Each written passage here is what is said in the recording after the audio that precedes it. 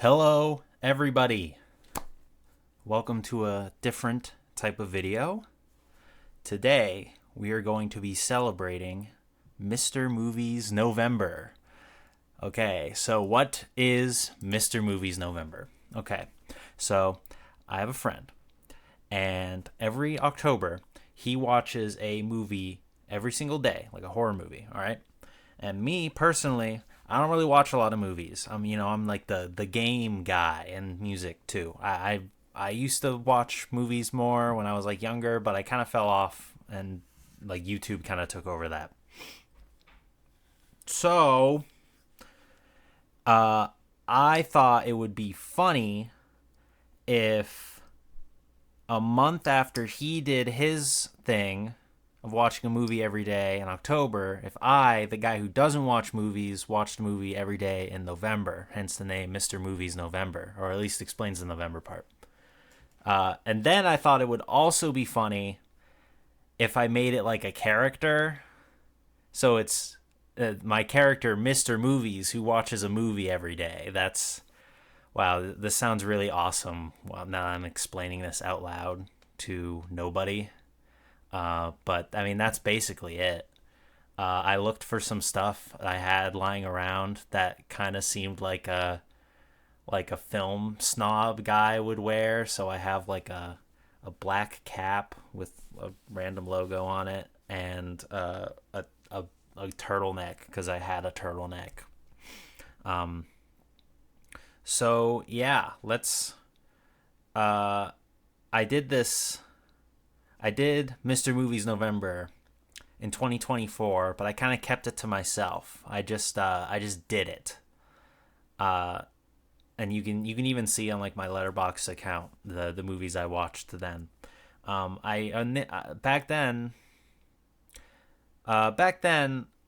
I considered doing like making a video out of it at the end, but I kind of just got lazy and decided to kind of keep it for myself. But this year I'm doing it differently. I'm going to spread the wealth. I'm going to contentify my lived experience by doing what better than a tier list of the movies I watched each day, 30 days, 30 movies.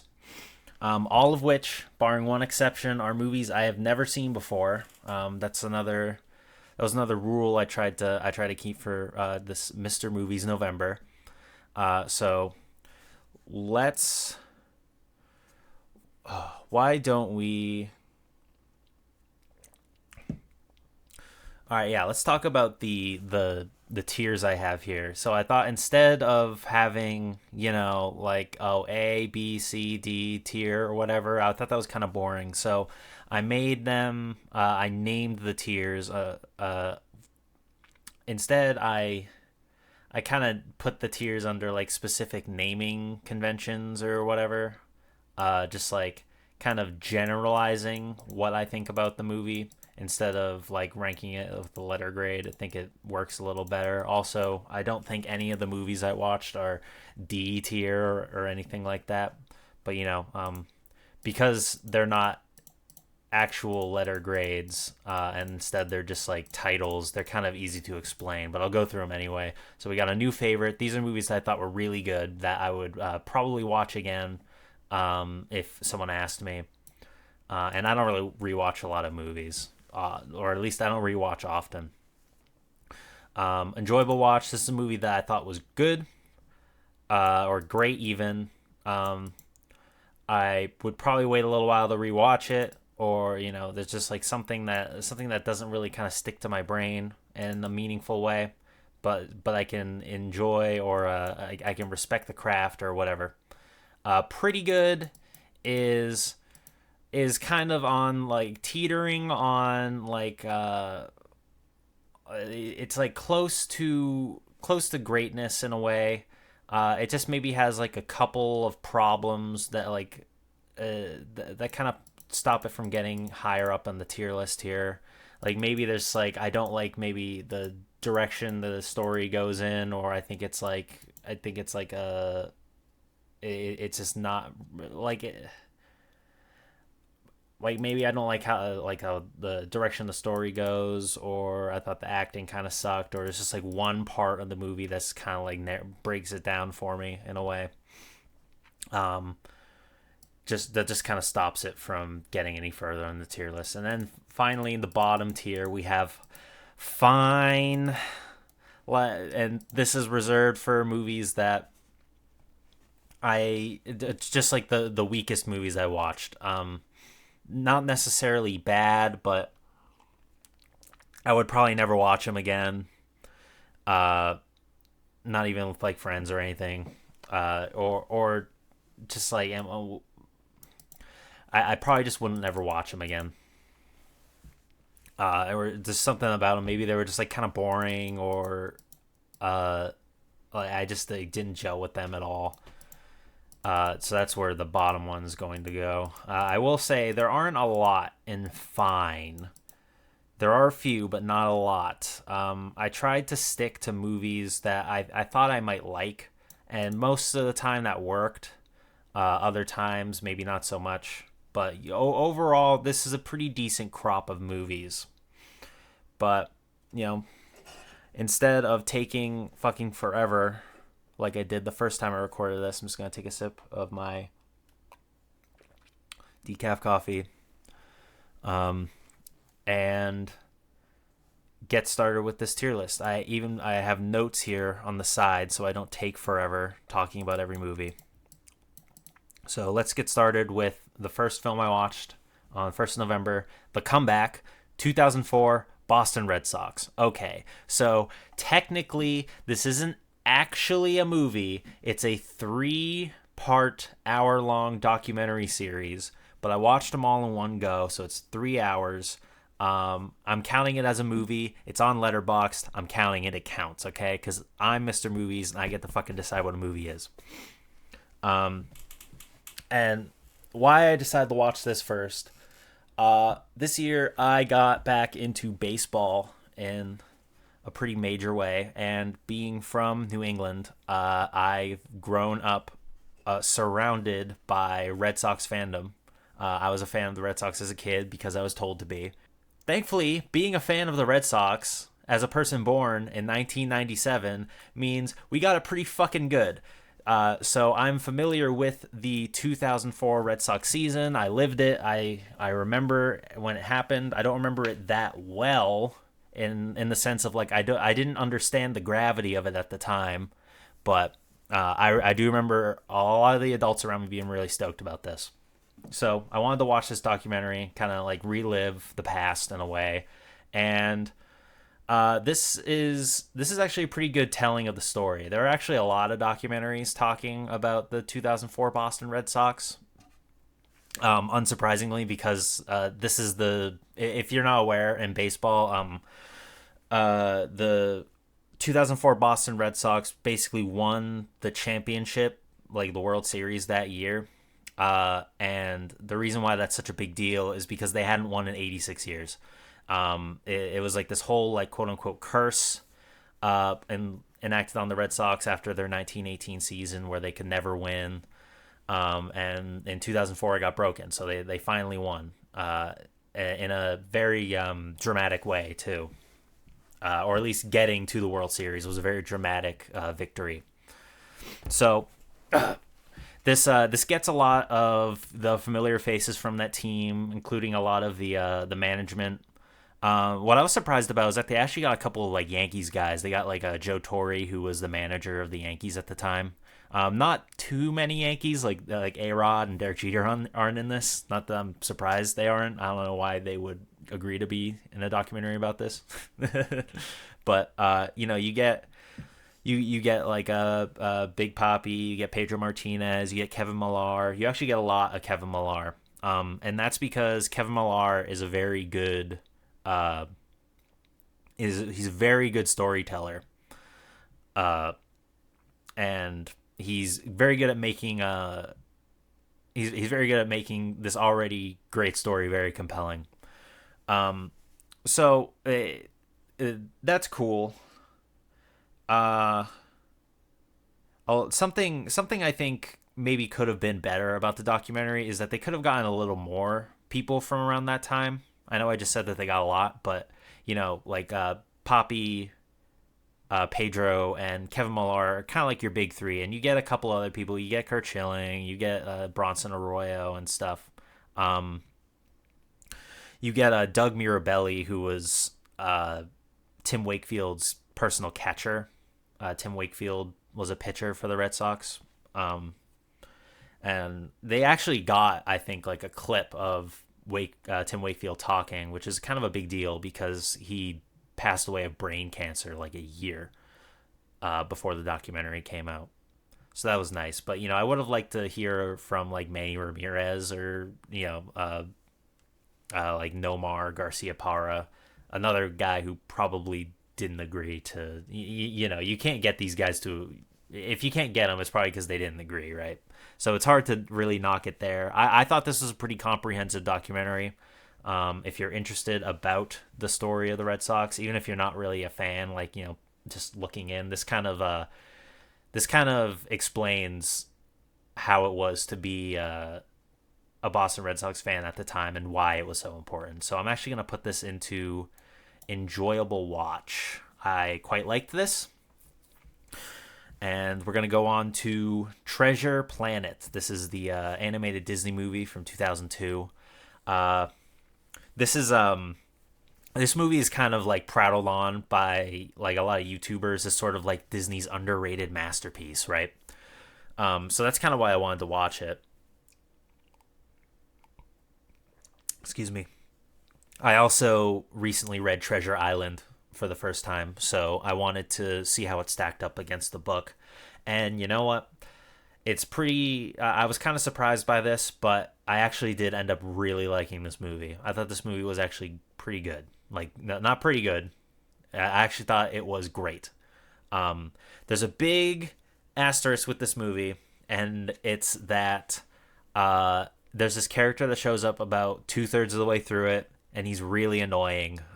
His name's Ben Gunn, or at least that's what he's based off of in the book. And he's like this kind of like neurotic robot guy. And yeah, he sucks. He sucks pretty bad, and I can understand if this character is like kind of a deal breaker for you, if that's why you don't like the movie. I would totally get that being why.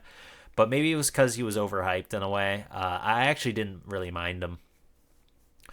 At least not as much as I thought I would. He was definitely annoying, but by the time he showed up, I was kind of already locked into the movie. Like, especially Jim's relationship with Long John Silver. Long John Silver is far and away the best character in the movie.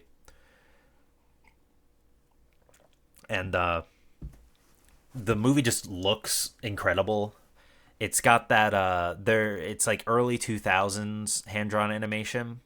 So this is like Disney almost like at the peak of their power before they kind of stopped caring about 2D animation in the same way.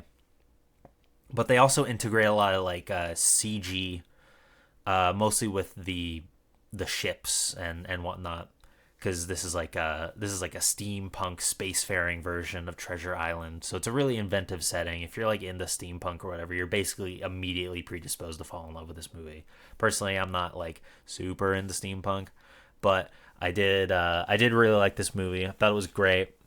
I'm going to also put this in enjoyable watch.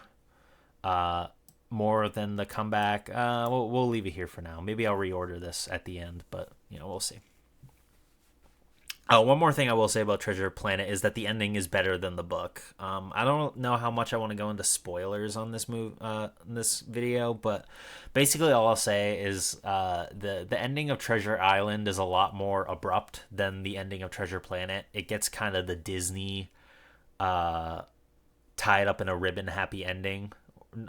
Not it gets the tie in a bow ending, which I think was something that the original story was lacking. And I liked what they did with it here.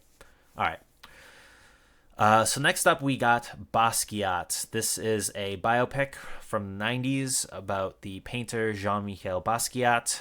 I decided to watch this movie because a few months ago I was invited to this thing called the United Internet's Genius Conference. If you haven't seen that yet, you can check out like a thing or whatever. I'll put a link to it. Uh, and one of the lectures at Twig, as we call it, was by a friend of mine, Philip. He did one on the life of Jean-Michel Basquiat. So when I saw that local store I go to actually had this movie on the Criterion Collection, I was like, oh shit, this is that guy. So I picked this up and just recently watched it. Uh, I was I feel like if I watched this movie cold without already knowing kind of the brief a rundown of Basquiat's life, I would probably be pretty confused about like the time scale of what's going on with the movie. They chronicle because the thing with Basquiat is that he died at 27, right? He's part of the 27 club, so his life's pretty short. And basically they cover about the last 10 years or so of his life, from when he was starting out as an artist to when he got big and then when he subsequently passed away. They kind of vaguely moved the timeline forward at certain points, and it was a little confusing. I think I think probably the biggest criticism I can lob towards this movie is that it's like a kind of standard biopic. There's nothing really there's nothing really unique about its approach. Um, the only it just kind of feels like it's sort of by the numbers in a way. It's not like the most cliched biopic I've ever seen or like you'll ever see, but it definitely I kind of felt like it was missing a little bit to really win me over, I suppose. Which is kind of a shame because the cast in this movie is like actually insane. Like basically every single person in this movie, you'll be like, oh my god, it's him, or like it's her. Like I can't believe that. Like Bowie plays oh my god, I'm blanking on his name. Andy Warhol. Bowie plays Andy Warhol. Jeffrey Wright plays Basquiat. Benicio del Toro is like a friend of Basquiat's. Willem Dafoe is in like two scenes. I think Steve Buscemi. No, not Steve Buscemi. Christopher Walken's in it for like a scene. It's crazy. It's a crazy stacked cast. Which is why I'm kind of sad, but I'm gonna put this only in pretty good. It looks good and the cast is great, but otherwise, like I guess maybe the script was or the script kind of fails it a little bit. Okay, so next up we got 12 Angry Men. 12 Angry Men. This is one of the most famous movies of all time. It's a bunch of guys talking in a room for 90 minutes, trying to argue whether or not a guy is innocent. Uh, I really can't say anything you haven't already heard about this movie. So I'm just going to put this in a new favorite, like right here at the top, and probably just move on right away. The only thing I will say is that I could just hear the Ace Attorney music playing in my ears whenever some crazy thing happened. It's really a testament to how great this movie is. That it's able to keep your attention the entire time, and it is, I'm not kidding, it is people talking. It is just people talking in a room for 90 minutes. That is all it is. So yeah, fantastic movie. Like no notes, no notes. All right, we got an interesting one here. This is Peep TV Show, TV in quotes. And this is a film by Kenichi Tsuchiya, who you probably don't know this guy, but he's like this ultra left underground Japanese filmmaker. I don't want to get super deep in the weeds on this guy's lore, but basically, I watched a documentary of his a few years ago called The New God, which was about this ultra conservative, like far right punk group in Japan. He basically just follows them around for a month. He's pretty interesting. his work is interesting. And pretty transgressive too. So if you're into stuff like that, I would check him out. I would at least check out The New God. If that brief description sounds interesting to you. Peep TV show is also excuse me, pretty fucking transgressive. I'd argue maybe it's even more, because it's a fictional movie, so he can do a little more with he can kind of make his point a little better, I think. And it's kind of about from what I can gather, at least, it's about the disillusionment of youth in Japan, and like kind of the ripple effects of 9/11 on countries that technically had nothing to really do with it. Um, and in that regard, it's pretty interesting. However, I did think it was a pretty slow burn, like, watch. And not to say that like the material here personally offended me or anything, except for one scene I was kind of iffy on, and I won't even say what it is, but for the most part, I can handle myself, right? I think I was just I think it was just kind of hard to keep my attention in a way, because it's a pretty slow movie. Um, and there's just a lot of powering through. Not necessarily because I was like offended or anything, but just couldn't really keep my attention. I don't know. I would probably. I think I like The New God more. I can understand. Excuse me. I can understand why people really like this. I'm personally going to only put it in fine. Um, but it is an interesting film. I'll give it that. Uh, all right, what we got next? All right, The Big Short. This is a biopic from the 2010s about the 2008 housing market crash. And it is a pretty entertaining recounting of a very frustrating time in America, to say the least. Frustrating, no, an infuriating time to live in America, or I guess the world, if you think about it.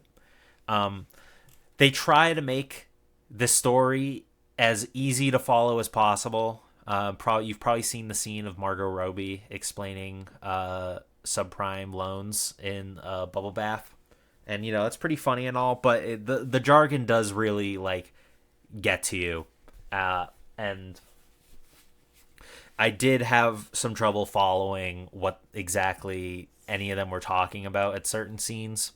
I got the gist, of course, but uh, that made it a little hard to follow in some regards, and also it is kind of edited a little annoyingly. I don't know why. Excuse me. It's just like weird, like scene transitions or whatever. It's just like they decide to like do this like really weird editing around it. But besides those like nitpicks, I actually did like this movie quite a bit, until it made me pretty mad near the end. But I'm not gonna hold that against the movie. It's not the movie's fault. This was a good watch. I'm going to put this in enjoyable watch, just below Treasure Planet here. Okay, so the producers. This is a Mel Brooks movie. I think this is actually his first movie, and I loved Mel Brooks as a kid. I watched Spaceballs like tons of times. I loved History of the World. Um, ah, fuck, I swear there's another one I've seen. I'm drawing a blank right now, but I did. I liked Mel Brooks a lot as a kid. So I actually was kind of looking forward to checking this one out, because the premise sounded pretty interesting. It's about basically these two play producers make a intentionally shitty play, to accrue loans, like funding to get they accrue funding to get the movie, and like rights, or royalties on the profits of the movie, but they pick an intentionally shitty script so the movie will bomb and they'll be able to make a bunch. They'll be able to keep all the loans basically because like, oh, sorry, the movie didn't make any, or the play didn't make any money. Sorry, you know, it's a classic like get rich quick scheme sort of premise. It's a very good premise. I just kind of I was kind of disappointed by it. I was actually pretty disappointed because this movie kind of flopped for me. It was kind of a dud. Um, it's it has some like really good like I did have some pretty great laughs during it, and Gene Wilder plays a really like cool. He plays a really neurotic guy. It's not the type of character I've ever seen from him before. And I really liked him. I liked his character, but a lot of the scenes just really fucking dragged. They just like went on for way too long, and honestly, like the plot was pretty fucking predictable. You can like as soon as you hear, I've seen Ed, Edd and Eddie. Okay, as soon as they talk about like, oh, here's our plan, it's like, okay, well, how's it gonna go wrong, right? Uh, so overall, yeah, I really wasn't super pleased with this one. So I'm just gonna put this in fine, probably at the bottom of fine. I'll let you know. This was probably the weakest movie I watched out of this lineup.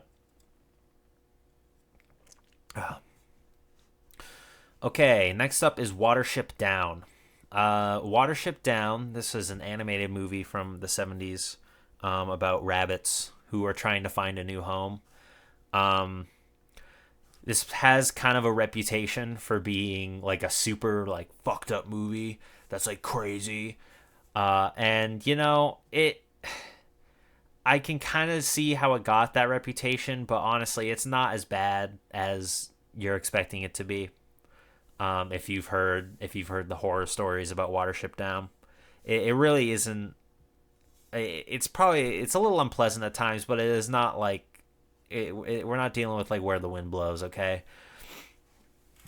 Uh, I really liked I really liked how it looked. Like it was animated pretty well. It's not like a Treasure Planet where it's like you can tell how beautifully it's animated. It just kind of feels like cozy and quaint in a way, which is kind of crazy to say about a movie like Watership Down, but just something about it feels like pretty understated. And I also really liked the ending. I thought the ending was really like poignant and beautiful. Um, it, so I think that's really all I need to say about this movie.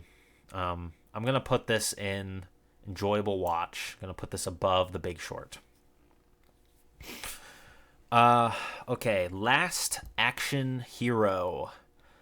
Uh, so one thing I will say, but right immediately, what I want to say is that Arnold Schwarzenegger, he he's a good actor. I don't know if people, maybe people give him. Maybe I'm just not aware of this, but I don't know if people give this guy enough credit for like how good his acting is.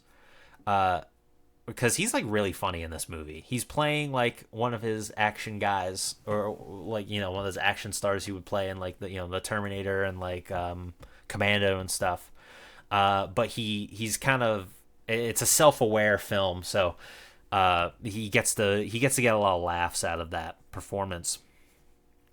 And yeah, Last Action Hero is like kind of a meta commentary on the like '80s action movie. Um, and in that regard, I'm 28 years old. It's the modern day. So like the meta premise wasn't exactly like wowing to me, and also like the actual main character of the movie, who is this like kid, is a oh man, there's like some podcast that like coined this term for the type of like know-it-all smarmy like 90s 80s kid who like cracks jokes and stuff, and it's such a great term. They call these types of characters disgusting shit boys, which is so fucking funny to me. Because you kind of have to explain it, but then like you also kind of don't, if you've seen one of these movies before. Like as soon as I was reading people talk about this movie online, and someone just dropped the term disgusting shit boy, and I kind of immediately knew what it meant. Having seen the movie, because yeah, I did not like this character at all. He was like a smarmy know-it-all, like film buff kid, and like maybe to like kids that's like no, because like even as a kid, I feel like I didn't like these guys. I didn't like these types of characters. So I don't know why they kept writing these in movies so much. Because like I never really enjoyed them. But like I said, unfortunately, he's kind of the main character, so he kind of drags down the movie pretty fucking hard. And also, this movie's pretty long too. Um, it has a pretty interesting climax. Charles Dance is also really good in it. He's the villain. And the climax I think is pretty good, but it's a pretty long in the tooth movie. I'd say it's too bloated, and the main character is pretty fucking annoying. So I'm actually only gonna put this in pretty good. Put the bottom of pretty good. Ugh. Drive well, sleep carefully. This is a technically the full title is Drive Well, Sleep Carefully on the Road with Death Cab for Cutie, but we'll just call it Drive Well, Sleep Carefully. This is another. It is a movie, but it's basically a glorified tour diary of a 2004 tour from Death Cab for Cutie, the band, the indie rock band. I'm a big fan of Death Cab for Cutie, so I wanted to check this out. And if anything, I enjoyed this because it was nice seeing the band uh, like playing shows in like the early 2000s, playing kind of like, their transatlanticism, we have the facts material, and seeing how young they are. They're like little babies in it. It's funny. Um, it's not like I would basically never recommend this to someone unless they were already a fan of the band, but you're probably not watching this anyway if you're not a fan of the band. It's not great. It's not really much of a documentary, I guess. There are scenes that they kind of cobble together. David Mitchell, I think, is the director. He kind of cobbles together to sort of bring a little bit of documentarianism to this, but overall, it's hard to kind of elevate it past like tour diary material. Only watch it if you're a fan. That said, I am a fan. I am going to put this in pretty good, regardless. If only because it revealed to me that Ben Gibbard has been singing that part in Company Calls at the end. Where he's doing the set your sights, destroy this party line. He's like, set your sights, destroy this party line. It's so tired. He's been saying he's been singing it the exact same, which is different from how he sings it in the album. For over 20 years. Is anyone gonna get that part? I don't know. Pain and Gain. So, this one's interesting. It's been on my radar for years. My brother has been begging me to watch this for years now. This is a Michael Bay movie, but get this, it's an actual movie. It's not a Transformers CGI fuckfest like all of his other movies. It is, however, very Michael Bay in that there's a lot of titillating imagery, macho bros broing it out. And it's long as fuck. It's actually not that long. But in those first 2 points, it is very much a Michael Bay movie. It's edited pretty obnoxiously, I'll say. And also it starts with an in media res like scene, which I don't. I think I get why they did it. Because it's kind of based off a true story, and I think they wanted the audience to know that the cat, like the main. All right. First, I need to explain the plot of the movie. So, these like bodybuilder dudes, they kind of cook up a scheme to kidnap this guy and have him like sign away the rights to all of his money and like assets so they can live like kings, because they think they deserve it. Um, and they do some fucking insane shit in this movie to procure and keep the money, basically. And the in media res scene. This isn't a spoiler because it's the first scene in the movie. But Mark Wahlberg is like he's running away from the cops. So immediately you know that their scheme at some point is going to go belly up. You don't know when, but you know it will happen. And I think I get why they did it, because I think they wanted the audience to know right away that these characters, these very unlikable, terrible people, will get what's coming to them eventually. But even still, I think I don't really. I think they should have just had faith that people would be on board. I don't think they should have revealed immediately that they get what's coming to them. Instead, just find out by watching the movie. So in that regard, I didn't agree with it. But still, I actually thought this was this was a good movie. It's a pretty fucked up story.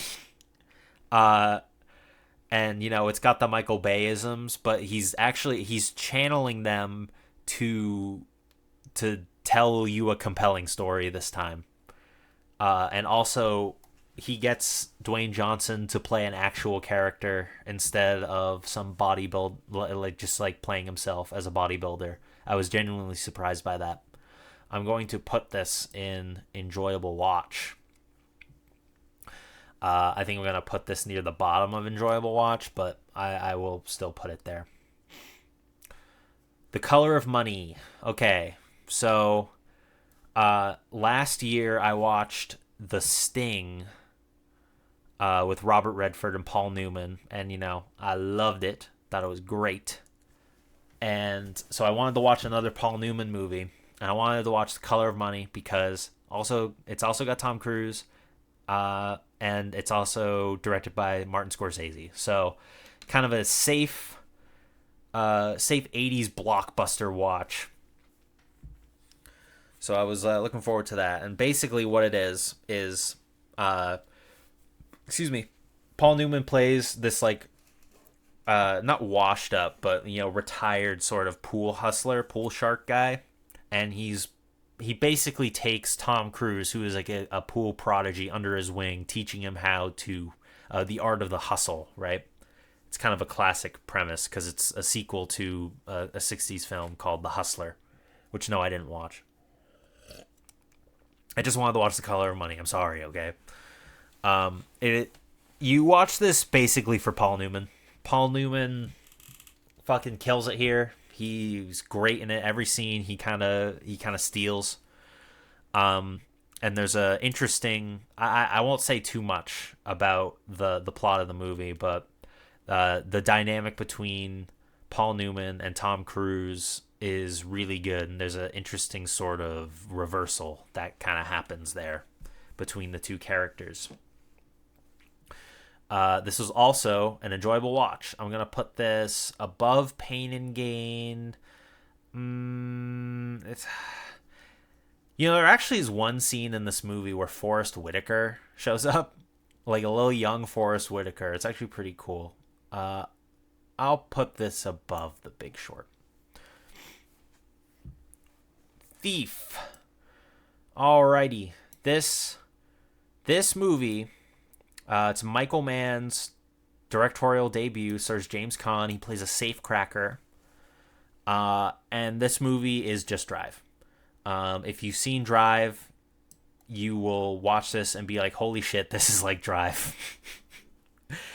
Like while I was watching it, I was like, "Oh yeah, this is pretty close to Drive." And then like the more I thought about it, the more everything kind of fell into place. I'm not trying to suggest that Drive like ripped this movie off or anything. But I do think the similarities between it are pretty funny, to the point that if you liked Drive, you will like Thief. And guess what? I like Drive, so I did like Thief. We're gonna spoil that. Put this The ending of this movie is really good. It's got a really great, like, explosive ending. Uh, so I'm gonna put it. I'll put it right here because there are some parts of the movie that the main character feels a little. He's for a different. He's for a different generation in a lot of regards. Um, it's grittier. He's grittier. So is the content of the movie. So I'm gonna put this between The Color of Money and The Big Short. I think this is probably better than The Big Short. And it was at this point when I was watching my movies, I kind of felt like they were, there was a lot of testosterone rushing through the film, right? Or rushing through Mr. Movies November. I needed something to kind of, I needed to inject a little femininity to Mr. Movies November, which is why I decided my next movie would be The Devil Wears Prada. This is a 2006 film. Stars Anne Hathaway, and she plays a writer, like a journalist type, I think, is what she wants to be. But she realizes, or rather, she decides to get a job working at this, like, prestigious fashion magazine because she thinks that, she works there, it'll look good on her resume, so she can apply to a real place. So she sees this place as a stepping stone. And she gets the job as like the Meryl Streep. I forget her name. I'm sorry. In the movie, Meryl Streep's, like, a personal assistant, and Meryl Streep's character is a very, very demanding boss. Basically, she's the devil, right? She's the devil that wears Prada. Very demanding boss in a very, like, toxic work environment, basically. So I did actually kind of like this movie. There were some parts about it that did make me kind of groan every single time. The love triangle with Christian Thompson. I actually remembered that character's name because I hated him so much. He's just so obvious about what he's trying to do. Like, frame one, he shows up, and he's just such a scumbag. I didn't like him, and I know you're not supposed to like him in the movie, but still, he just rubbed me the wrong way immediately, and I couldn't get over that, really. I'd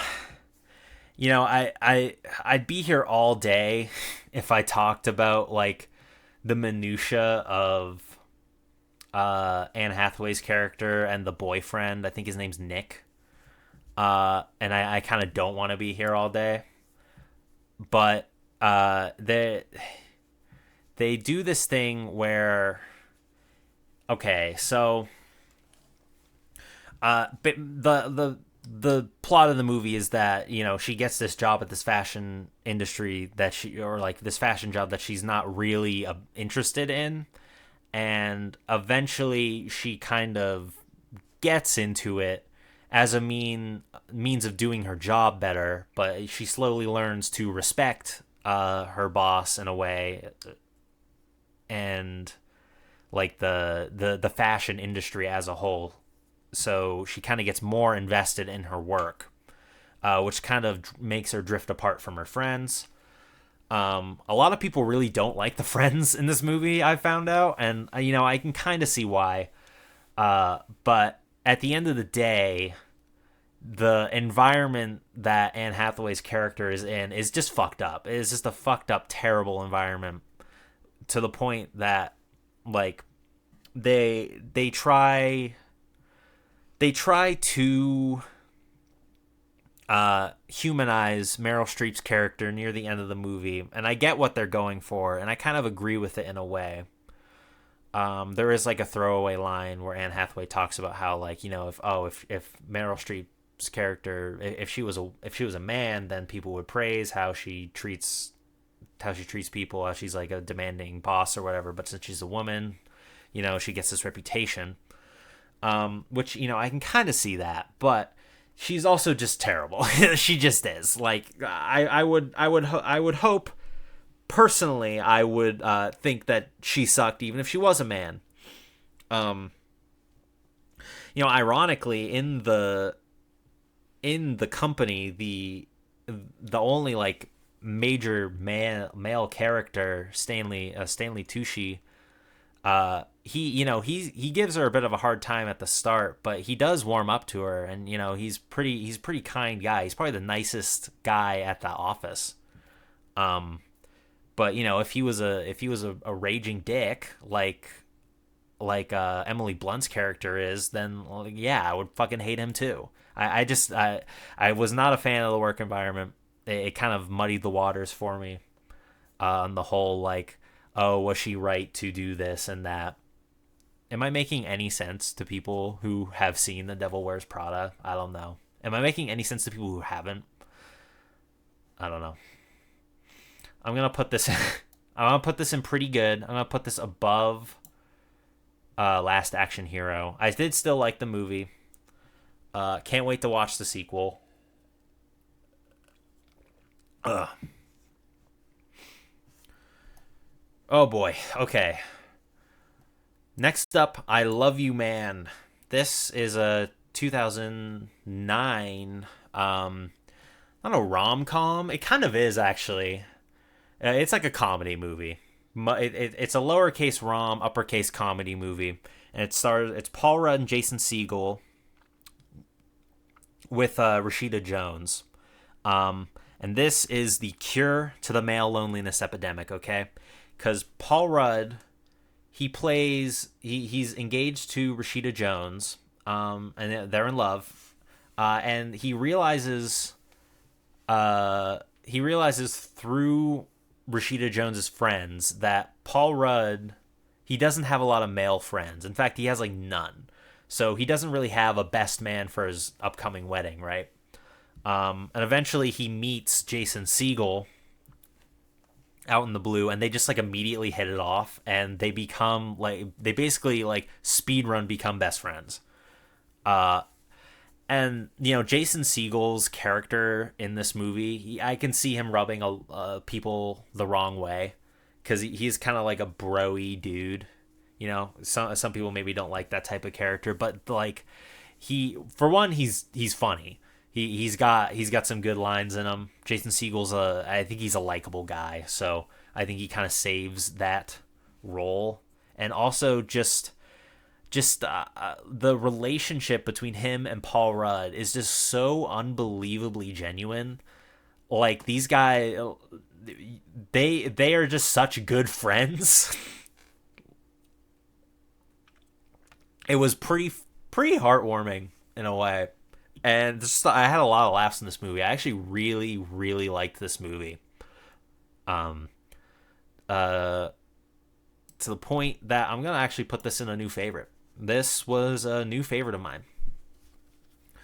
I could see myself watching this again. I actually bought a Blu-ray of it just a few days ago. So yeah. If you're a fan of like those 2000s comedies, I think Jason Segel and Paul Rudd were in Forgetting Sarah Marshall together. So, just check this one out. I think I don't know if it flew under the radar or not, but I think I don't think it's not one of the more well-known late 2000s comedies. Like, it isn't a Knocked Up or Forgetting Sarah Marshall. It's definitely on the second tier there. Okay, About Time. So I wanted to not watch another rom-com. But, kind of like I Love You Man, where it's not really a rom-com. Not that it bills itself as one, but About Time kind of bills itself as a rom-com, but it's a lie. It's cheating. It's not actually a rom-com. It's tricking you into thinking it is. It's actually about loving your papa, your father. It's about relationships with your father. And About Time... What is About Time about? Jesus Christ. What is it about? Okay, so the main character, again, sorry, I don't remember his name. The main character, he grows up, he like turns like 18, or he's about to go out into the world. And when he does, his father kind of puts him aside, and he tells him a secret with his family. And the secret is that the men in the family whenever they think about it, they can travel back in time to a point in their life specifically. So like no like time changing, like you can't like change great events in history, right? That's like they're out. You can change. He can change stuff about his personal life, and he does this. He uses this power, or he thinks he's going to use this power to try and get a girlfriend, basically, which is pretty funny saying it out loud.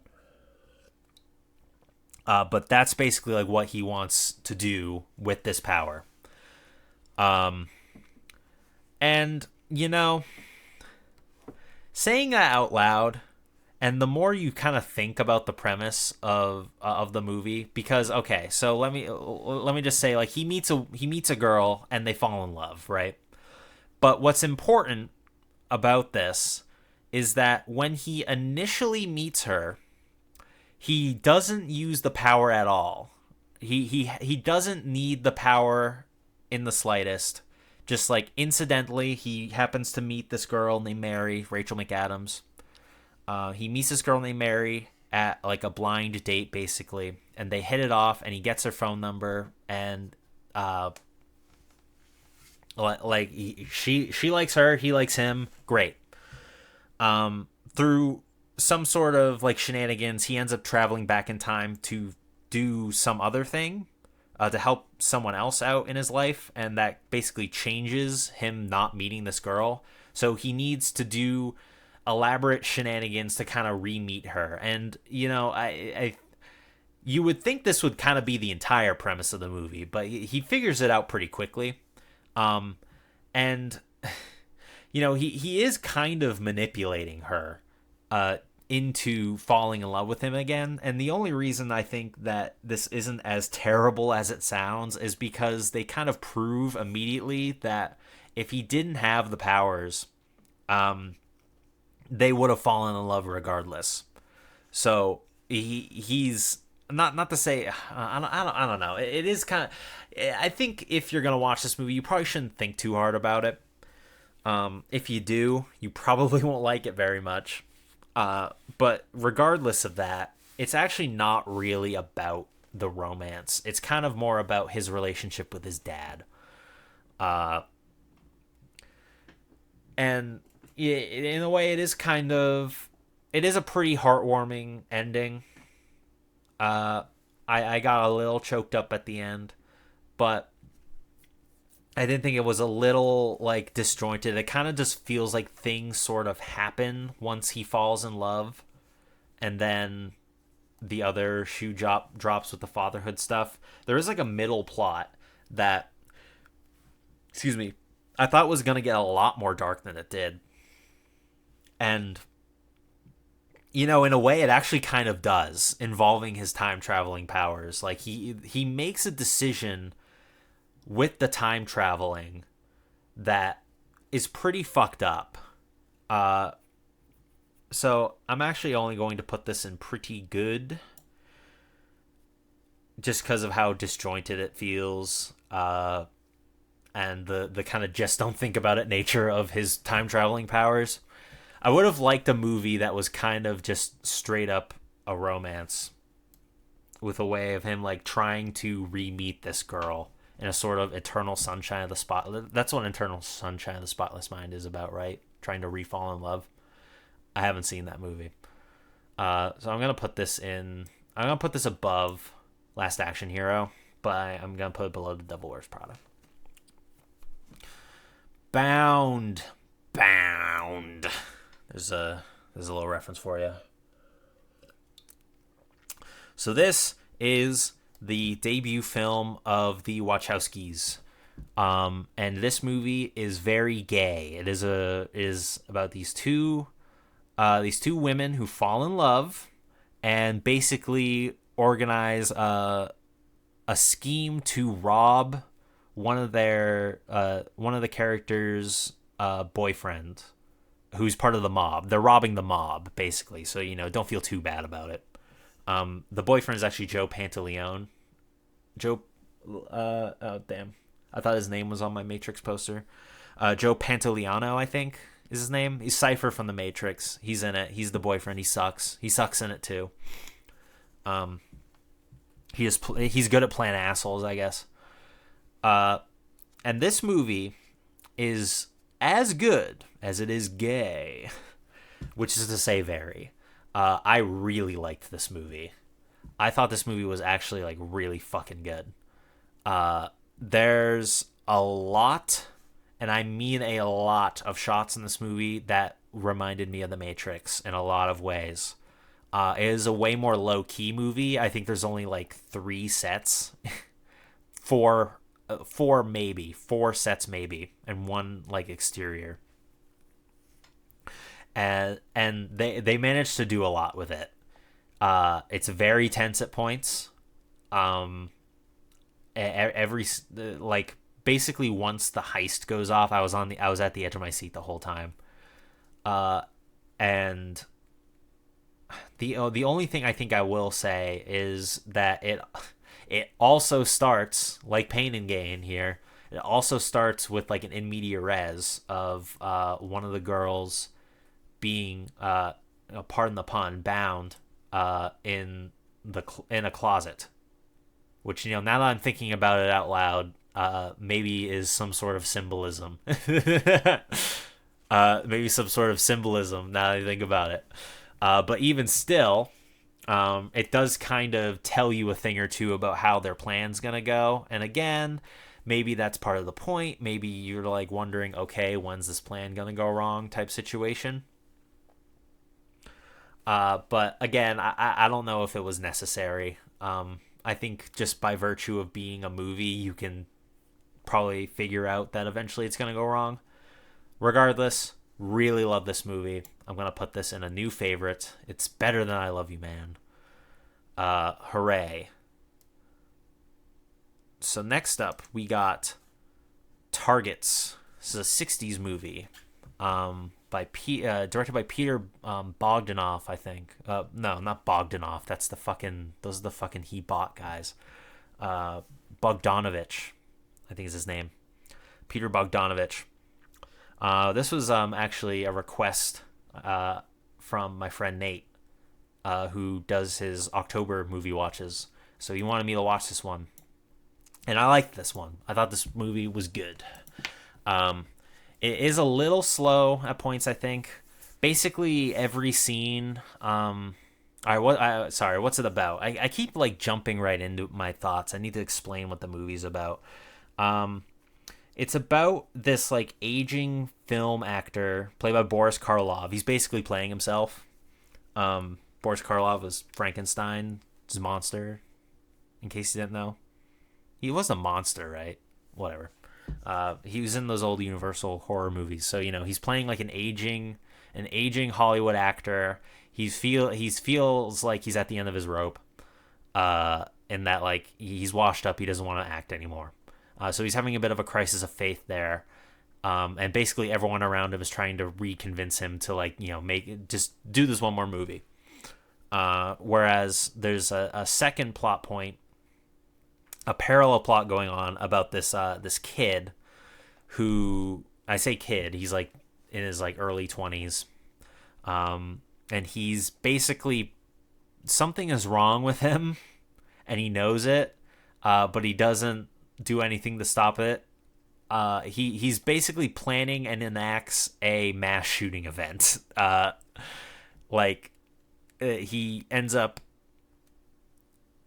should I even say this?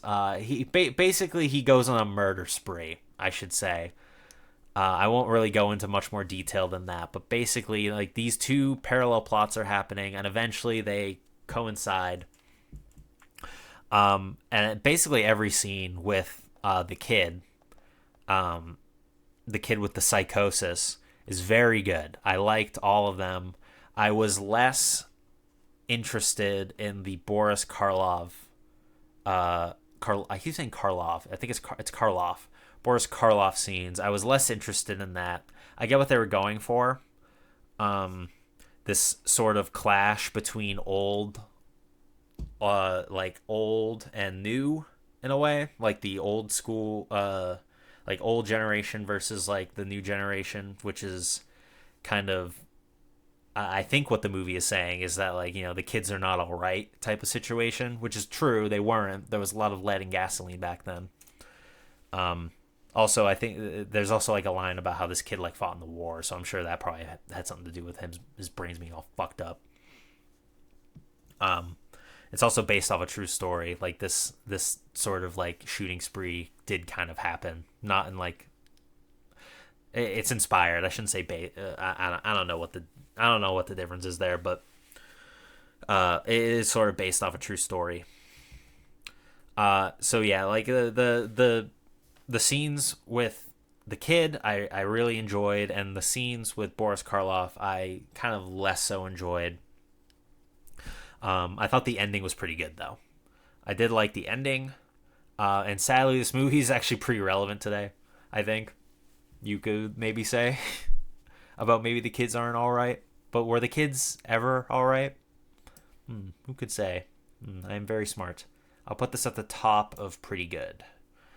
Liked it more than Basquiat. I think it was a more more well put together film. Sorry to bother you. Okay, so I've been meaning to watch this movie for years. Basically ever since it came out. I this movie I kind of wish I liked it a lot more than I did. I was kind of let down by it considering all the hype. Um what what is Sorry to Bother You about? So, it's about a down on his luck guy who gets a job as a telemarketer, and basically he rises through the ranks of this business by essentially selling his soul, I mean, let's say like selling his culture and his blackness, essentially. He literally puts on a white voice to do better as a telemarketer, like, and to the point that like his white voice is literally David Cross talking, which is pretty funny. It's a good bit. Um, he ends up rising the ranks in the telemarketing to the point where he gets to like some like extra special floor, and in the process he like kind of leaves his friends who are trying to like unionize in the dust. And that's not really what anyone talks about with this movie, is it? No. What people talk about is the twist. Yes, there's a twist in this movie. Did you hear about the twist? And Sorry to Bother You? I did. I didn't know what the twist was, but I knew there was one, which is kind of a spoiler in and of itself. But whatever. I'm not that upset about that. I went into this knowing there was a twist. And I won't say what the twist is, but what I will say is that I was shocked by the twist. What I was surprised by was that the movie kind of goes on. It doesn't really shift the feel of the movie in a way that I kind of expected it to from how people talked about the twist. I kind of expected like an entire genre shift for this movie by the third act, and it kind of just recontextualizes things. So in that regard, I was a little let down by the twist. I was surprised. I was shocked by the twist, but I wasn't as enthralled with it as maybe I should have been. It's actually a pretty similar movie to The Devil Wears Prada, I should say. Like the beats are very similar. There's no crazy third act twist in The Devil Wears Prada. Well, depending on how you view that movie, but yeah, and it's not even just that like I was let down by the third act. It's kind of just like the movie the message of the movie is pretty ham-fisted. Like I immediately knew what they were going for with like the subtext of the film, basically immediately. there's some good performances in it. It's just a really ham-fisted movie, I think. Like I got what they were going for 10 minutes in, right? Um I think like who directed this? It was Boots Riley, right? Um I think he's a musician, right? I'm actually going to look this up right now. I should have done this beforehand. Yeah. All right. Yeah, he's Boots Riley is primarily a he's primarily an artist. But this was his directorial debut, so it kind of makes sense to be a little sloppy in your debut, right? Makes sense. Um, so unfortunately, I do have to put this in fine. I'll put it at the top of fine because I liked a lot of the performances in it. Lakeith Stanfield, is it Lakeith or Lakeith? I don't know, but I loved him in Atlanta, and I did like him a lot here. I resonate with how he mumbles every word, and everyone's always asking him to repeat himself because that is how I talk as well. But still, I didn't resonate with this as much as I was hoping to. So, shame. Oh boy. All right, guys, time for the Literally Me film, Taxi Driver, Travis Bickle, my hero. Speaking of a movie I really related to, no, just kidding. This movie was great, though. Another Scorsese, actually. He's not the only director I doubled up on, but this is another one I've been meaning to watch forever. It's just kind of one of those movies you should probably watch. And I did like this one. I thought this movie was good. Great, even. So yeah, I'm glad I finally watched it. Travis Bickle, he's very cringe. There are a lot of scenes, especially when he's trying to pick up girls, where they're very hard to sit through, because he has negative riz, and he's just very, very pathetic in a lot of ways. Uh, he's just a very pathetic guy. But there is sort of something enthralling about watching him in a way, in like a car accident type of way.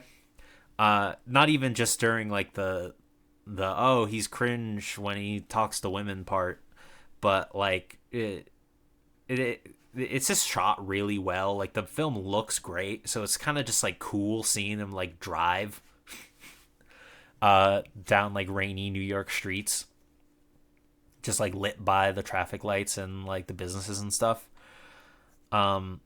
Unfortunately, they play this fucking saxophone song or like brass song basically every single scene he's driving, and it drove me, no pun intended, up a fucking wall. I was so sick of that fucking sax song by the end of the movie. But it wasn't enough to like completely ruin it for me, but Jesus Christ, man. One thing I was surprised about was that Jodie Foster, yeah, she isn't really in the movie that much. Which, considering what she's playing, it's probably for the best that we don't see her that much in the movie. um, but still, she does a good job. She does a good job. I don't remember how old she was. I know she was very young. Uh, but the scenes with her and Robert De Niro are very good. Something I'll say is that Travis Bickle, Robert De Niro is very handsome in this movie. He's very very handsome guy. So Travis has that going for him. And by the end of the movie, well, I won't say it, but the end of the movie is also pretty good. I actually really liked how it ended and what it particularly means for a guy like Travis Bickle, like as in what happens to him. So I'm going to put this in enjoyable watch. I'm gonna put this above I think The Big Short. Pain and Gain is like turning into the gatekeeper of enjoyable watch. All right. Jacob's Ladder. This is a 90s film. Stars Tim Robbins, and he plays a Vietnam vet who's basically seeing fucking crazy shit. shortly after the war. He's dealing with the loss of his son, and also just like PTSD and stuff like that. I was another movie I'm glad I watched because I am a fan of the. Oh geez, the game I'm gonna pull is actually going to be kind of cringe, but it's the only physical copy of the physical game in the series I have because they're all so fucking expensive. But I'm a fan of the Silent Hill games. Um, Trust me, I didn't play it this way, but I got this one because I thought it'd be funny to have this version of the game. Whatever.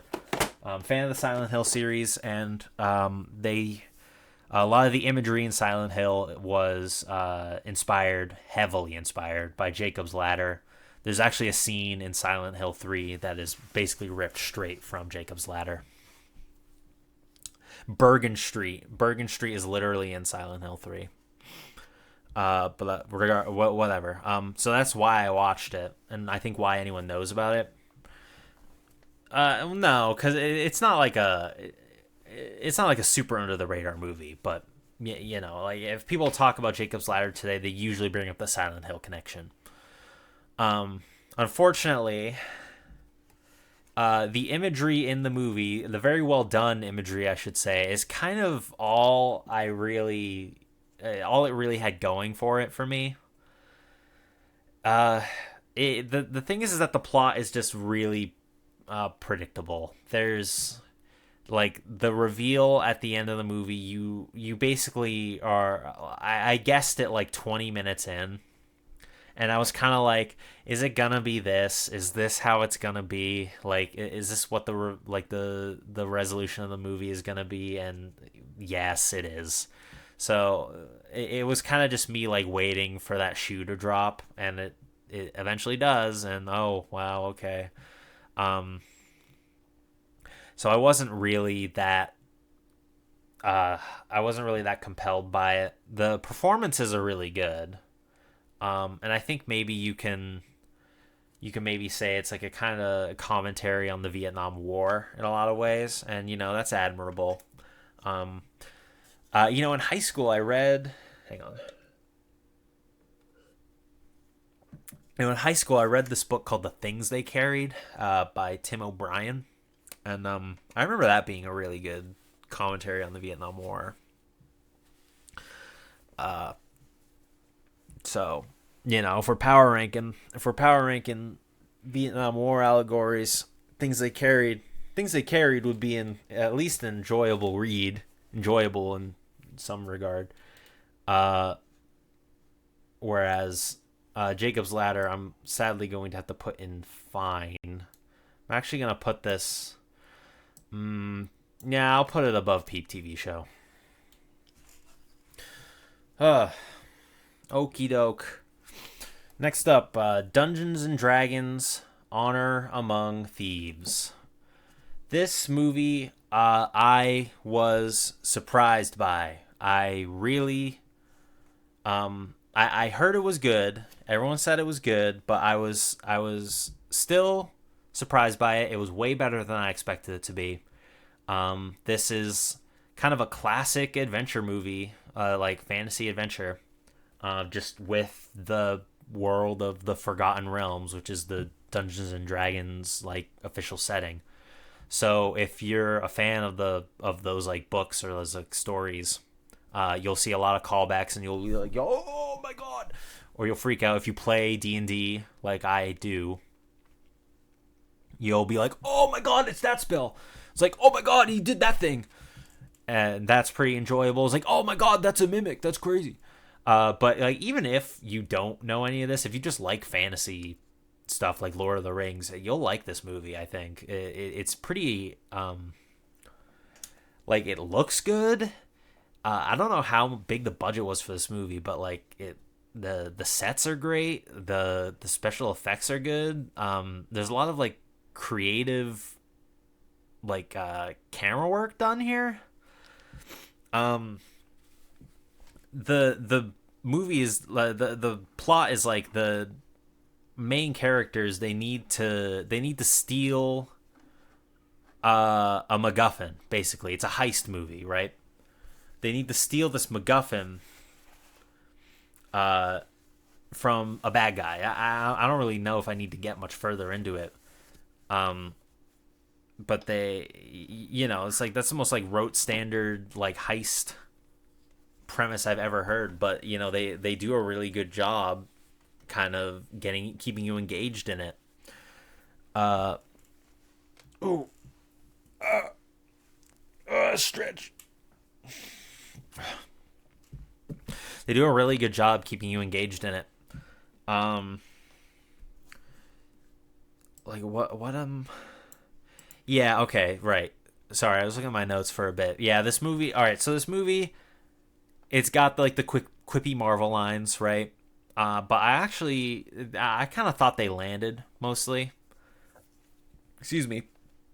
Like everyone always is like, oh, he's right behind me, isn't he? Or like shit like that. Uh, and I'm not a fan of just like immediately like completely writing something off. I think there's a time and place for everything. Yada yada yada yada yada. I don't think that the quippy dialogue here was all that annoying. I thought it fit the tone, and it wasn't.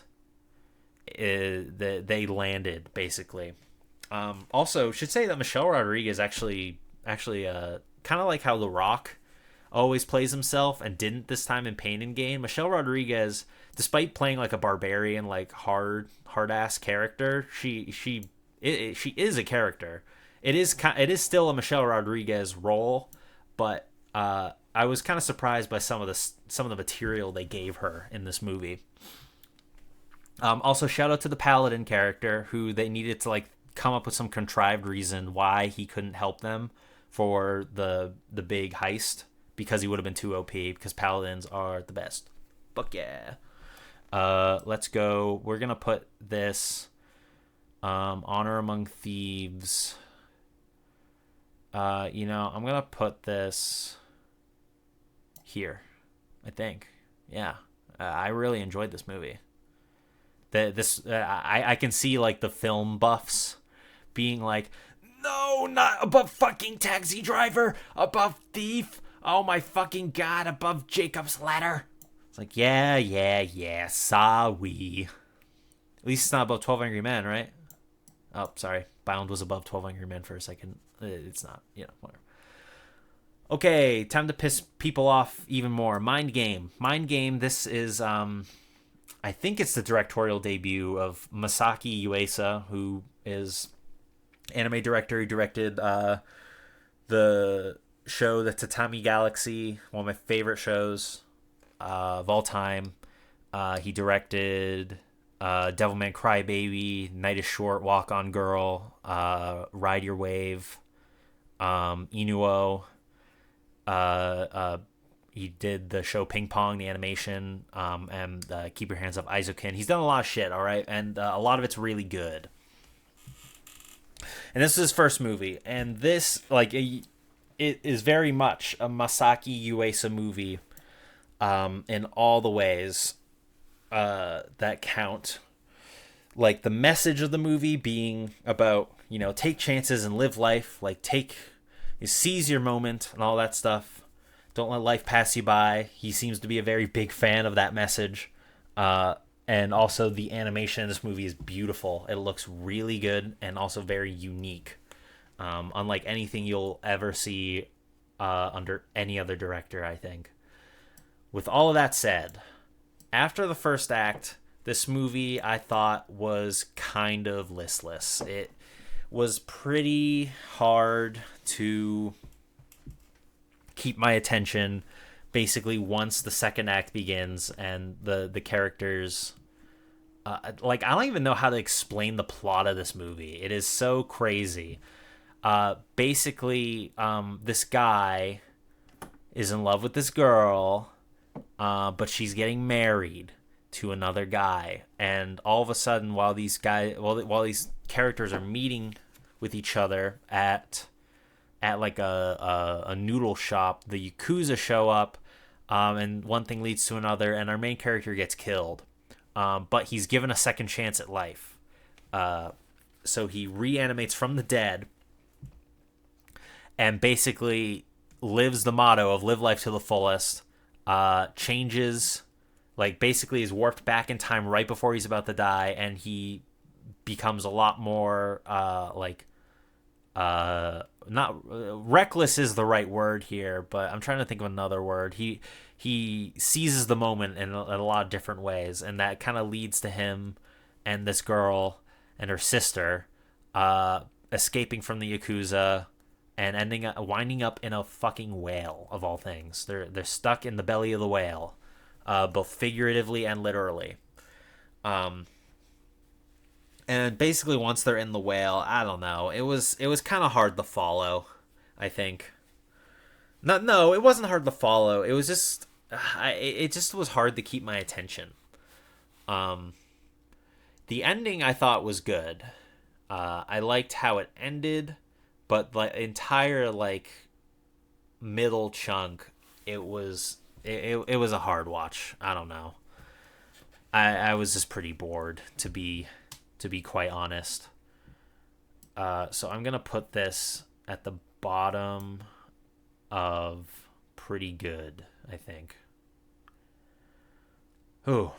All right, we're in the home stretch here. We're at the final 7, the final week of Mr. Movies November. What's my recording at here? Hour 20. I'm not doing bad, actually. First time I tried recording this, I think I got 5 movies in. That was 40 minutes. Jesus. All right. Speaking of 40 minutes, speaking of short, The Invisible Man. So I actually have a lot of history with The Invisible Man. I have dressed up as The Invisible Man for Halloween twice. What can I say? I just really like the outfit. I like the idea of wrapping yourself in bandages. I always thought The Invisible Man looked cool, ironically enough. Excuse me. But I never really knew what the movie was about, because I was like, okay, so what? He becomes invisible. What's the big deal? Like, why is he like a universal monster? He's just invisible, right? Well, it turns out when this guy concocted some sort of experiment to turn himself invisible. Oh, whoops! It also made him fucking insane. So he's trying to turn himself back, but he also kind of doesn't want to, and hijinks ensue in the most literal ways. Like, initially, this guy just kind of seems like he's annoying. He's just kind of being a menace to society, but it very quickly escalates into what is probably, I think I've seen people say that this is like the deadliest of the Universal monster movie characters. Not to go into details, but it's fucking crazy what this guy does. And how they have to eventually they do stop him in a pretty obvious way. I think it just the means weren't available to them. It's just hilarious what this guy gets up to, and he is fucking chewing the scenery despite you not being able to see him. He is chewing the scenery in every scene he's in. So that coupled with it's only 70 minutes long. This is a pretty breezy, enjoyable watch. I'm gonna put this in the middle of enjoyable watch, right between Watership Down and The Color of Money. I liked this movie quite a bit. It was happy I liked this one so much, because if I didn't like it, I would feel like a poser for dressing up as the Invisible Man in the past. Alrighty. XTC, This Is Pop. This is a documentary about the 80s, 70s new wave pop band XTC, British new wave pop band. And I was looking at reviews for this, and people seem pretty down on it.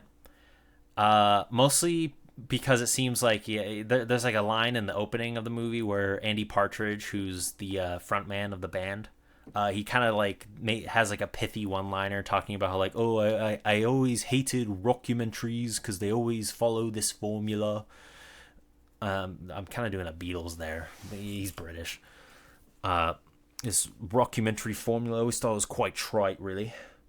And then people point out that line, and then they're like, and then they proceeded to be in a standard rockumentary. Well, let me just tell you, I like rockumentaries, so I don't mind that it was pretty standard. Uh, and yeah, I liked this one. I thought this movie was really great, or documentary rather. I thought this documentary was really great. Um, I will say I didn't like some of the albums. I thought they breezed by a little too fast. I would have liked to have heard. I would have liked to have heard a little more about None Such, which is a favorite XCC album of mine. Um, they spend a lot of time in the early material, which is fine.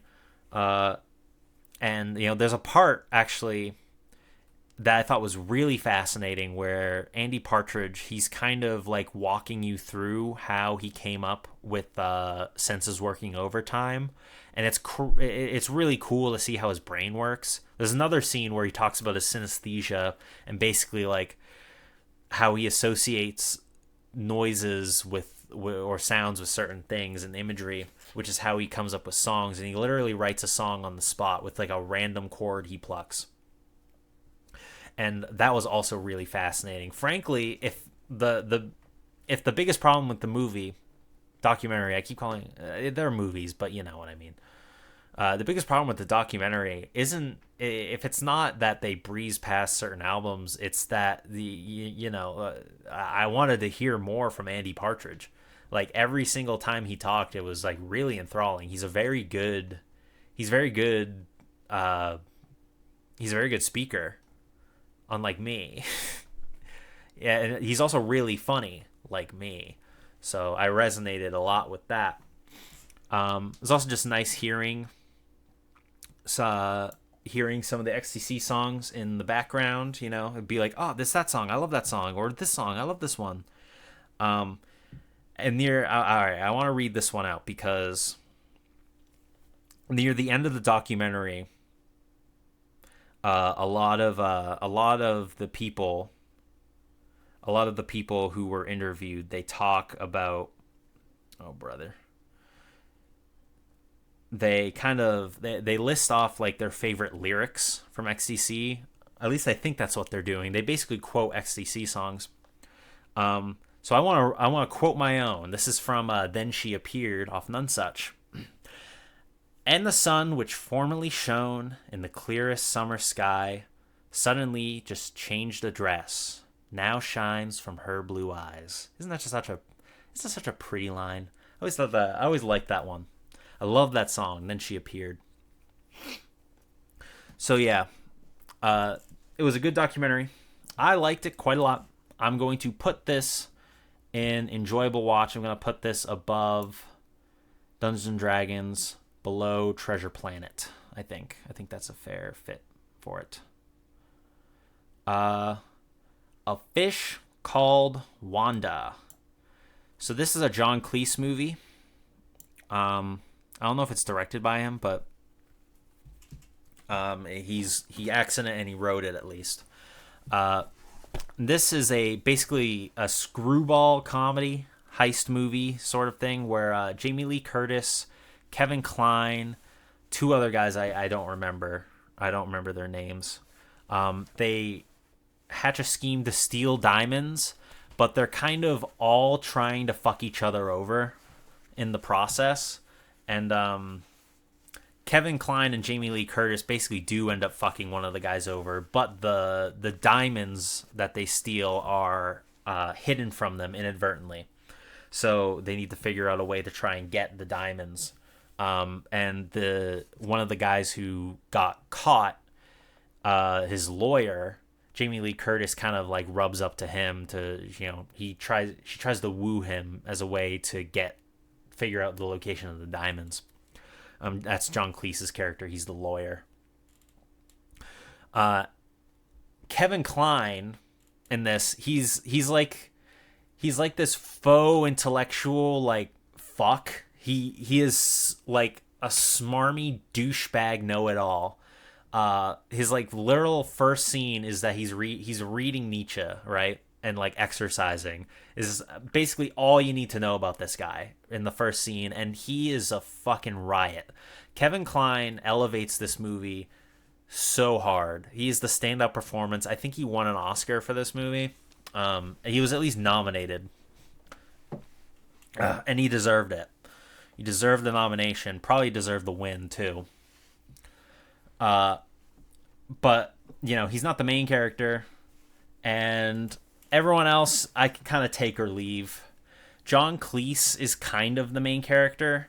I think you're supposed to. He's like the protagonist, at least. You're supposed to kind of root for him, but honestly, I kind of don't, because the whole movie he's basically trying to cheat on his wife with Jamie Lee Curtis, and like, yeah, the wife like sucks, but I mean, I don't know, man. Don't cheat on your spouse. At least like, divorce her first. Yeah, I don't know. I don't think he was. I think he kind of sucks in the movie, and I don't know if you're supposed to. Maybe it's like a British thing. Maybe I just don't get it because of my American sensibilities. But yeah, I didn't really love this one. I'm gonna put this. I'm kind of torn. I'm gonna put this below Jacob's Ladder, I think. Actually, I'm gonna put this below Peep TV Show, because I think Peep TV Show was a more interesting experience for me. I wouldn't have really minded not having seen A Fish Called Wanda, but I am glad I've seen Peep TV Show, so I'll give it the edge. Linda, Linda, Linda. It's a Japanese coming of age movie about an all girl rock band. They, over like a week long culture festival, these 4 high school girls, they set up a band to play at their culture festival. And you know what? It's a cute watch. The plot is pretty chill. It's kind of understated. You're kind of just going with the flow the whole time. The performances from the band are really good, and I really like the camaraderie that they have. They bond.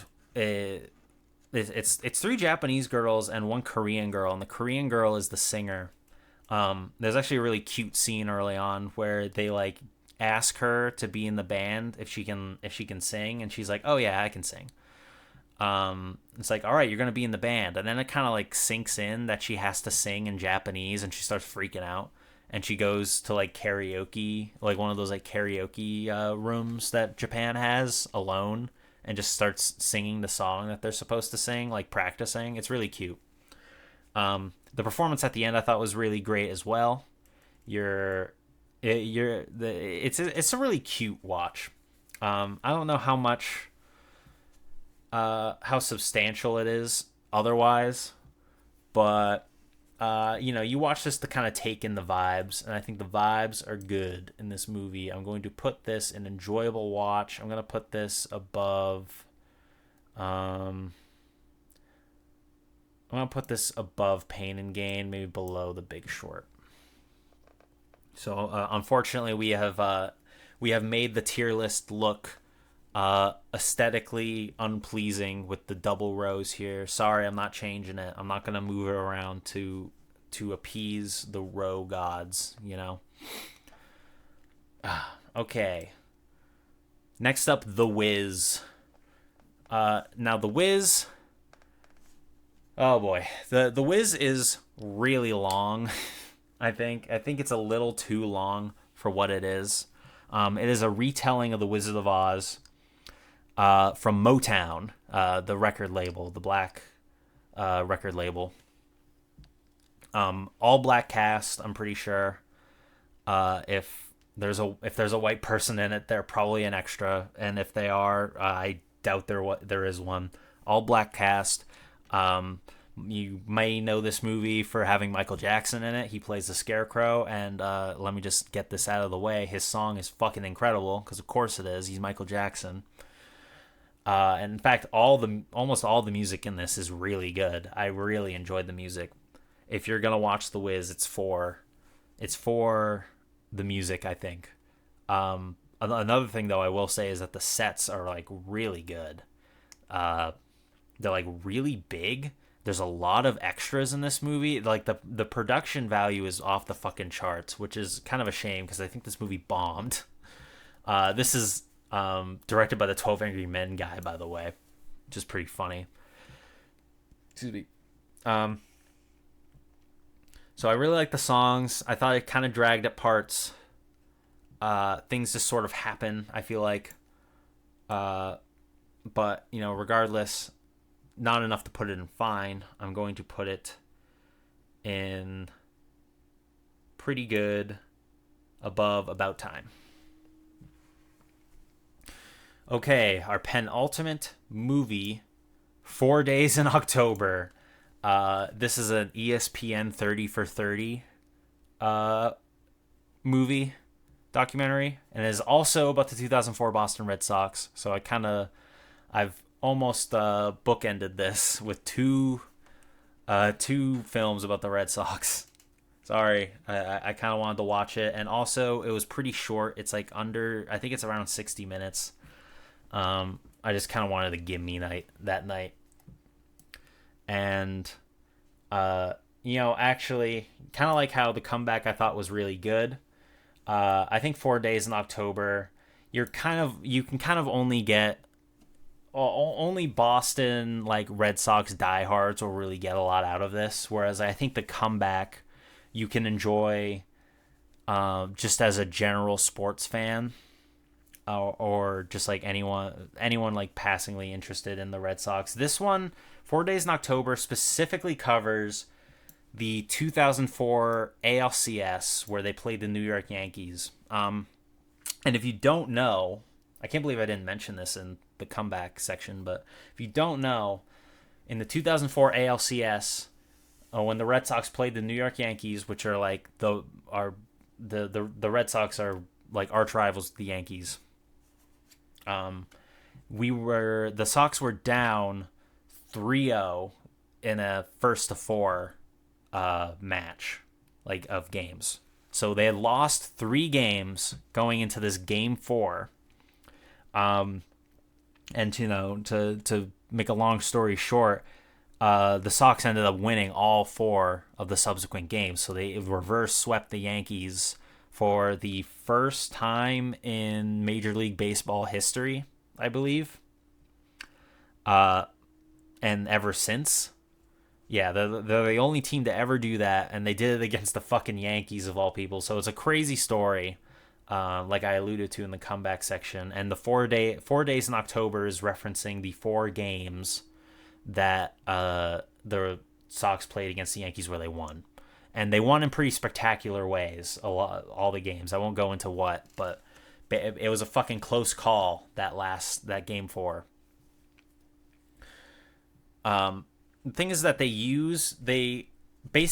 don't rely on like floating heads explaining the story. They use a lot of footage from the game itself. Which I think is pretty admirable, but with how short it is, it does feel a little disjointed, a little hard to follow. If you don't already know the story, it's just a shorter movie than The Comeback, so it can't cover as much. I wasn't very invested in it, so I'm gonna put this in fine. I'll put it below Peep TV Show, above A Fish Called Wanda. All right. And last but not least, we have our final film here, The Matrix. Now, when I said that all of these movies, I try to watch a new movie for the first time for every single day. I made one exception last year, and that was to watch The Matrix. And I watched it again this year. And the reason why is because, guess what, bitch? This isn't a 4-tier list. It's a fucking 5er. That's right. The Matrix at the top. You knew it. Or did you? No, you didn't know. You didn't fucking know. The Matrix is my favorite movie. I watch it basically every year now. Um, Matrix, like, well, is another one of those movies, kind of like 12 Angry Men, where it's like, what more is there to fucking say about the Matrix, right? Um, I I guess I'll say my personal history with it. I watched it. I don't even remember, like, years ago now. Then the first time I watched it, I was like, that was a great movie. It's like, yeah, that was a great movie. Lived up to the hype in a lot of ways. Uh, I thought that, the action, of course, was excellent. It was amazing, and I thought the story, or like the story carrying it along, I remember thinking it was good enough. It was good enough to carry the action, and then I just, like, kind of wanted to watch it again, so I did, and then I liked it even more, and then I watched it again, and I was like, I think this is just my favorite movie. I think it just is. Because, like, I don't even think the story. I don't think the story is good enough. I think the story is fucking perfect. This is, like, such a, like, the script is so tight. It is, like, over 2 hours, but, like, it really doesn't fucking feel like it. Like, every single scene I'm watching, I'm like, I'm so enthralled, and I've seen this movie, like, at least 7 times. Uh, all the performances are fucking fantastic. The action is incredible. It's the best action I've ever seen in any fucking movie, hands down. There are so many quotable lines in this movie. You think that's air you're breathing? It's like, my name is Neo.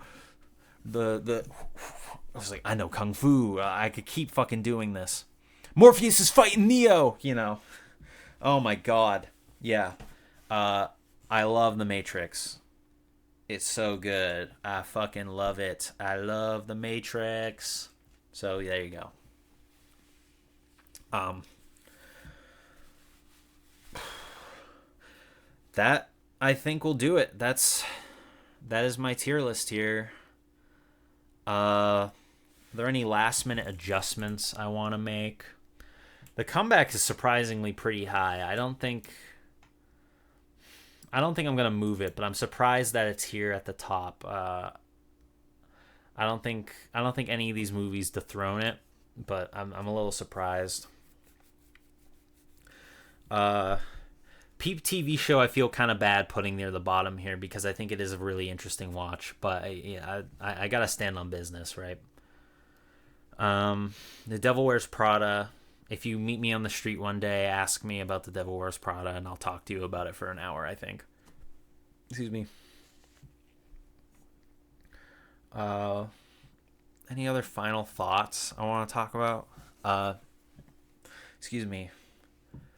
I guess, as I was watching the movies this year, I found myself I was a little disappointed in myself, uh, in the sense that I watched a lot of more modern movies than I did last year.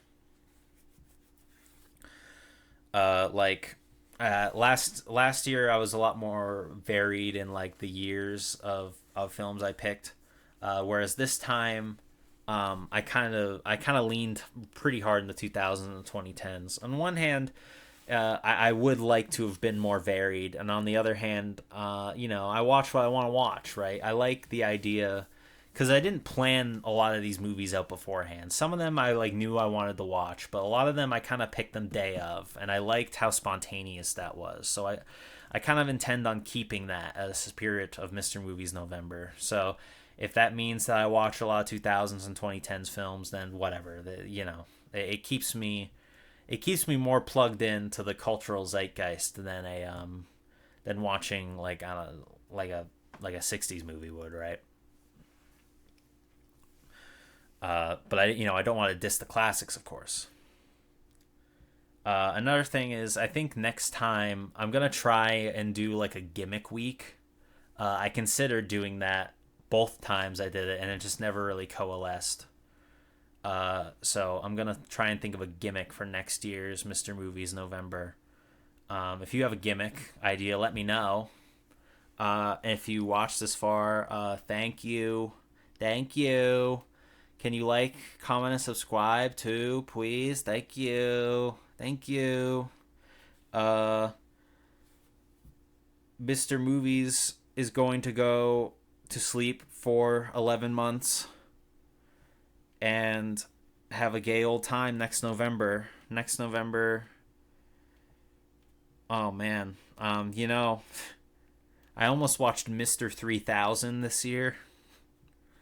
I think the next year just get ready for my review of Mr. 3000. All right. Thank you. Good night.